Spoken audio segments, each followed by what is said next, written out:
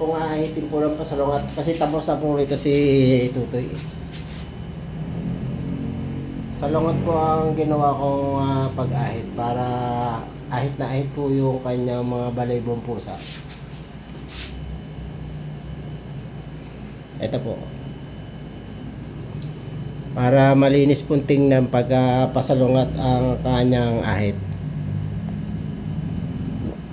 Pasalungat po yan. Para side na side po yung pagka ano po niya. Pagkaahit niya sa likod ng tenga. Hanggang sa likod po yan. Isasalungat po natin para tanggal po yung mga balaybong pusa para side na side po. Sabay po atin na po pipinahan po. Tatanggalin po natin yung pinakamaliliit na nakauslit po para wala na po yung balaybo po. Sige po, hanggang dito na lang po. Maraming po salamat po. Thank you po.